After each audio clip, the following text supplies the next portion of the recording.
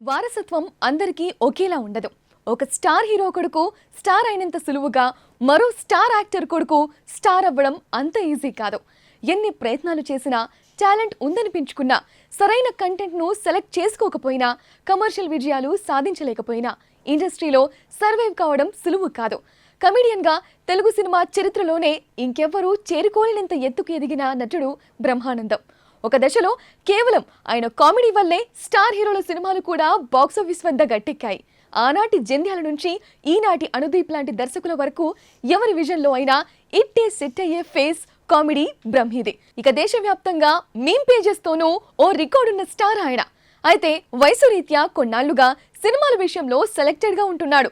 మరీ బాగా నచ్చితే తప్ప కమిట్ కావడం లేదు. మరోవైపు స్టార్ హీరోల సినిమాలైతే ఒక్క సీనున్నా ఓకే అంటున్నాడు. ఖాళీ సమయాల్లో బొమ్మలు వేసుకోవడం చేస్తున్నాడు. ఓ రకంగా ఈ దశలో జీవితాన్ని అనుభవిస్తున్నారు అనే చెప్పాలి. అలాంటి బ్రహ్మీకి ఈ వయసులో ఓ పెద్ద చిక్కు వచ్చి పడింది. ఎస్, తన కొడుకు చివరి అస్త్రాన్ని తనపైనే ప్రయోగించబోతున్నాడు. ఇది ఆయన ఎప్పుడూ ఊహించి ఉంటాడు.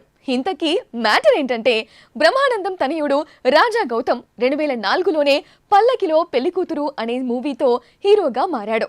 బట్ ఆ మూవీ ఆశించినంత పెద్ద హిట్ కాదు. రాఘవేందర్ రావు దర్శకత్వ పర్యవేక్షణ చేసినా పడి కాలేదు. దీంతో చాలా గ్యాప్ వచ్చింది. మళ్ళీ 2011లో వారేవా అన్నాడు, అది పోయింది. 2014లో బసంతి అనే మూవీ చేస్తే జనానికి ఎక్కలేదు. తర్వాత కూడా చారుశీల, మను అనే మూవీస్తో ఆకట్టుకునే ప్రయత్నం చేసినా అతనికి కలిసి రాలేదు. ఇక చివరి ప్రయత్నం అనుకుంటున్నాడో లేక సీరియస్ ప్రయత్నం అనుకుంటున్నాడో కానీ ఈసారి ఏకంగా తన తండ్రి పేరునే సినిమాకు టైటిల్గా పెట్టి రాబోతున్నాడు.